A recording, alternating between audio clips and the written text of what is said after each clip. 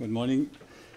First of all, I would like to thank the organizers for the invitation and also the possibility to make a statement on behalf of the Swiss Agency for Development and Cooperation, SDC. That's in fact the official institution of the Swiss government for development and cooperation affairs. As some of you may know, that SDC is it's a long time engaged in post-harvest management, and in fact it started 30 years ago in Central America, in Honduras, and within 10 years it increased in 4 countries in Central America. The idea of the so-called post-cosecha project was to offer farmers different solutions to improve their storage facilities. And then after already a very short time, the solution, the most expensive solution, was the variant or the option the farmers liked the most. That was that locally produced silo from metal, made by metal sheets, and locally produced means really done by the tinsmith in a village.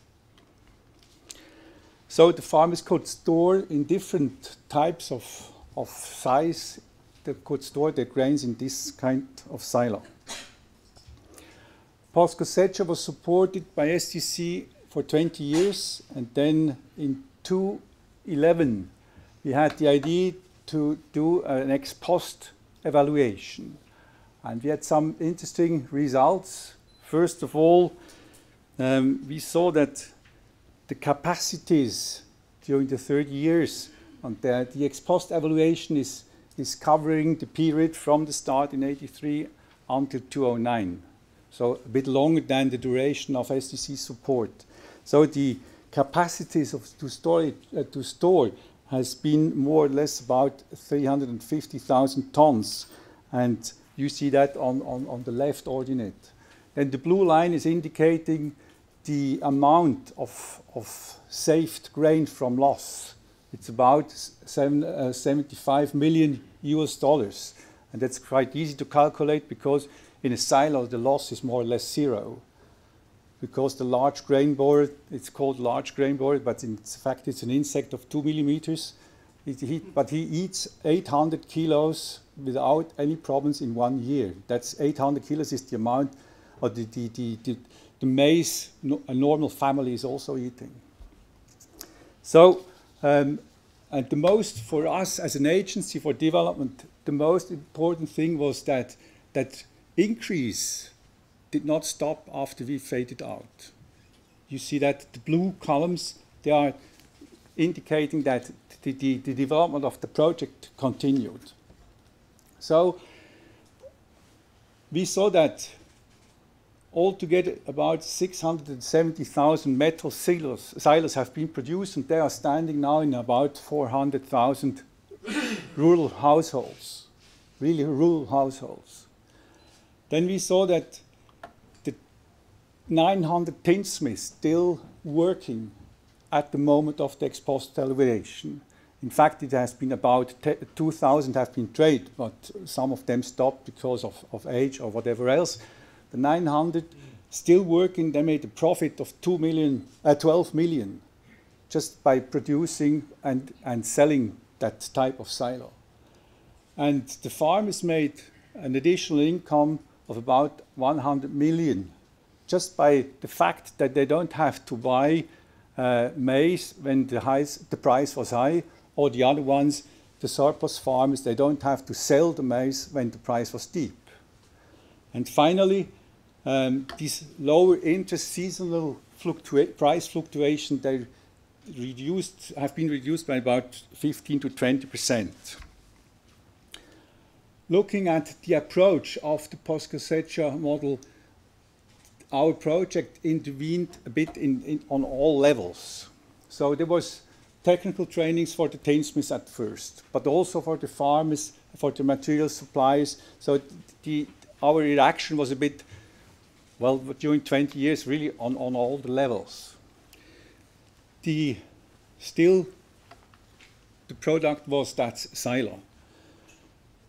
About 1 year or maybe 2 years ago, my colleagues in Central America realized that the production in Central America is not sufficient for the need. So they thought we must engage again, but with a different solution. In the center of the new project are these kind of agribusiness companies, not only selling silos, but also other solutions, technical solutions like bags or dryers, but also selling fertilizer, seeds, etc. They are in the middle of the project. And then all the other ones are around that value chain. But the project is really focusing just on the sales and promotion business. The idea with that is that we want to become a member of the market, that just facilitate the market during a certain time, and then we will go out again. And at the same time, we have been thinking about how to reduce the costs for a silo. And one solution we found is that we will produce with pre-cut metal sheets. So the tinsmith in the village is not getting a huge bundle of metal sheets, but he also gets the pre-cutted metal sheets.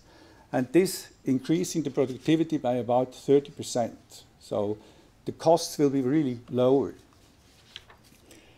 And with the idea that really the rural household should make profit of that new project, we said we also need financial facilities.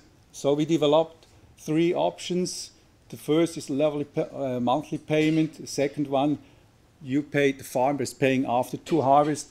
And the third one would be he's going to pay in advance.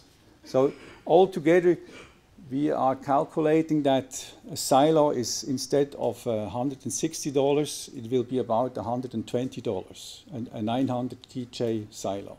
And 900 kJ is really enough for a whole family for 1 year.